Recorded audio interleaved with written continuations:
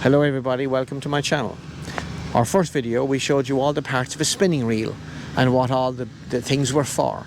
In this one we're going to put line on a spinning reel and we show you how to do that. So I've attached some 10-pound breaking strain line with an arbor knot onto our spool, and I've Owen is going to give me a hand here winding on this line. The rotating head will go in a clockwise direction, so we look for the line coming off here in a clockwise direction. So the whole lot is traveling in clockwise direction like this. So as Owen winds it, he's going to wind us, and this will take approximately 200 meters of this line. And what we do is we go to within a millimeter of the edge, and that's where we stop, and that's where it's fully loaded. And doing it this way, we were told many years ago that it helped reduce line twist and stuff like that, and knots and bits and pieces. So this is kind of the way we've done it here for years. Also, we use an anti-kink vane, which I'll show you what that is like in a little while, and that helps reduce line twist as well when you use spinners and stuff like that. And the other thing I have to do is I'm going to show you how to do this arbor knot, but I'm going to use some thicker line than this to show you how it's done, because this is not so visible, it's so skinny. Is that all right?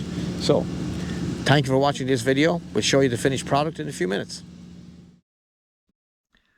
Okay, so here's the arbor knot, which we use to tie lines onto fishing reels.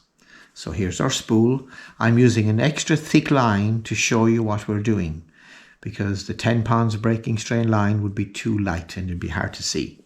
So we stand up the spool, we put the line around here like so, and we very simply do one shoelace knot around here like this, and in here like that.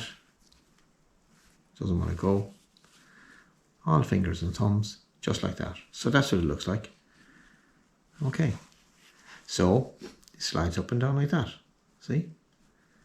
It's just a shoelace knot. Like we call it a shoelace knot. Pull it just a little bit gentler. Now we're going to do another shoelace knot at this end. Same thing. Around, in, and pull. Like that. Now, just like that, there we go. So it's a nice tight knot here at the end. And when we tighten this, this will squeeze by, and we pull it very gently, and it just very simply slides all the way along and stops at the knot. Just like that. Now it's very tight. And then we trim off that tag end, which is that bit. I'm using the big scissors, like that. And that is our arbor knot. We put on our spare spool, or in this case it's a spool, on our reel, and away we go.